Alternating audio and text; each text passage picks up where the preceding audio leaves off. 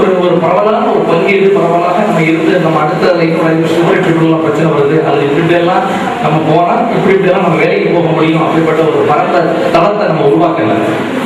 இப்பவும் அசோசியேஷன் இருக்குது. இப்போ முன்னக்காலையில் திடீர்னு ஒரு இந்த கடந்த ஒரு 8 வருடங்களாக ஒரு சின்ன ஒரு பிக்கப். நம்ம ஊரில் உள்ள மாதிரி அங்கே அதிகமாக படித்தவங்க கிடையாது. கிட்டத்தட்ட 5ஆம் வகுப்புலேருந்து 10ஆம் வகுப்பு 15ஆம் வகுப்பு உள்ள படித்தவங்க ரொம்ப பேர் சர்டிஃபிகேட் வாங்கி, ஈவன் போலியாக கூட சர்டிஃபிகேட் வாங்கி ஒரு 600 பேர் இன்னைக்கு 50,000க்கு மேலே சம்பளம் வாங்கக்கூடிய ஐடி கப்பல்களில் வேலை செய்கிறாங்க. அதுக்கு காரணம் அங்கே ஒரு விமர்சனம் ஒரு ஆள் இருந்தாங்க. அந்த விமர்சனம் முடிச்சுட்டாங்க. அந்த விமர்சன ரீதியாக பல விதமான எம்ப்ளாய்மெண்ட் 600 பேருக்கு மேலே 50,000க்கு மேலே மாச சம்பளம் வாங்கக்கூடியவங்க புன்னக்காயலுக்குள்ள இருக்கிறாங்க. இவ்வளோத்துக்கும் அந்த புன்னக்காயல்களுடைய லிட்ரேசி ரேட் வந்து 18%. 18% மக்கள் தான் படித்தவர்கள். இந்த புன்னக்காயல் ஊர் வந்து தமிழகத்தில் முதல்ல பிரிண்டிங் பிரஸ் வந்த ஊர். தமிழகத்துடைய முதல் பிரிண்டிங் பிரஸ் புன்னக்காயில தான் செட்டப் பண்ணாங்க. அந்த ஊர்ல 18% லிட்ரேசி ரேட். சரி, அந்த கதைக்கு நம்ம போகிறோம். திரும்ப coming back to shipping line. இப்போ கடல் தொழில அதிகமாக வெளிநாட்டில் மீன் பிடிக்கக்கூடிய ஊர் வந்து ராஜகமல் கேள்விப்பட்டேன். ஒரு சுமார் 850 பேர் கடல் தொழில வெளிநாட்டில் போய் மீன் பிடிக்கிறாங்க. அப்போ நான் ஒரு கோரிக்கை ஒரு 2 வருஷத்துக்கு முன்னால அரசியல் ரீதியாக கொண்டு போயிருக்கோம். எப்படின்னா, ஒரு 5லிருந்து 10 வருடம் மீன்பிடி கப்பலில் வேலை செய்தால் அவங்களுக்கு கவர்மெண்ட்ல இருந்து நம்ம சிடிசி வாங்கி கொடுக்குற மாதிரி ஒரு முன்மொழிதல் வைக்கிறதுக்கு ஏதாவது முயற்சி பண்ணுவோம் அப்படின்னு பண்ணால் நம்மளுக்கு அது ஒரு நியாயமான கோரிக்கை. ஏன்னா சீமன் கப்பலுக்கு போனால் முதல்ல அவங்க ட்ரைனிங் கொடுப்பாங்க. அந்த ட்ரைனிங்க்கு கவர்மெண்ட் ஸ்பெண்ட் பண்ணுது. ஸ்பெண்ட் பண்ணாமலேயே நம்மகிட்ட ட்ரைனிங் ஆன ஸ்கில் லேபர்ஸ் நம்ம ஊர்கள் எக்கச்சக்கமாக இருக்கிறோம். அவங்களுக்கு இதே மாதிரிப்பட்ட ஒரு வழிமுறைகளை செய்து கூடிய ஒரு தளம். அவன் 5 வருஷம் சவுதியில் மீன் பிடிச்சோம்னா நம்மளுக்கு வந்து ஒரு 2 மாசம் ட்ரைனிங் அல்ல 1 மாசம் ட்ரைனிங் கொடுக்கறதுக்கு எலிஜிபிள் ஆகி நம்மளுக்கு சிடிசி கொடுக்கக்கூடிய ஒரு இது. அப்போ நம்ம ஊரில் உள்ள 850-900 மக்கள் இருக்கக்கூடிய இந்த ஊர்ல கிட்டத்தட்ட ஒரு 500 பேருக்காவது இமீடியட்டா சிடிசி வச்சா இந்த ஊருடைய எக்கனாமிக்ஸ் எப்படி இருக்கும்னு நீங்க யோசனை பண்ணிக்கலாம்.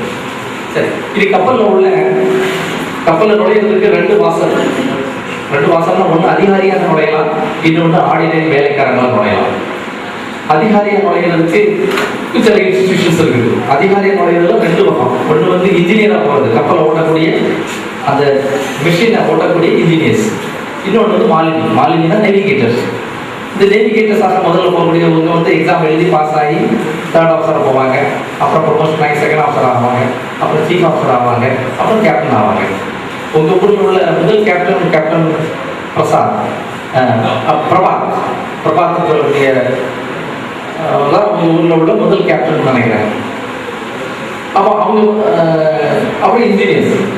இந்த இன்ஜினியர்ஸ் படிக்கிறதுக்கு எந்த இன்ஸ்டிடியூட்ல படித்தா நல்லது, எந்த இன்ஸ்டிடியூட்ல படித்தா என்ன கம்பெனி எடுத்துக்கிடுவாங்க, வழக்கமாக கரெக்டான மெத்தடில் போனால் பிஇ மெக்கானிக்கல் மெரின் இன்ஜினியரிங் படிக்கலாம். மெரின் இன்ஜினியரிங் படித்து 4 வருஷம் ஆன பிறகு 4 வருஷம் ரெகக்னைஸ் இன்ஸ்டிடியூஷனில் படித்தாலே சில கம்பெனிகள் ஸ்பான்சர் பண்ணுவாங்க. அந்த ஸ்பான்சர் பேரில் அதுக்கு மீதி உள்ள சிலமாக கம்பெனி எடுத்துக்கிடுவாங்க. ஒரு 3-4 வருஷம் அந்த 5 வருஷம் பாண்ட் எழுதி கேட்பாங்க. அதன் பிறகு அந்த கம்பெனியே உங்களுக்கு 5 வருஷம் வேலை கொடுப்பாங்க. இப்படியெல்லாம் அந்த கம்பெனியில் நுழையிறதுக்கு வாய்ப்பு இருக்குது.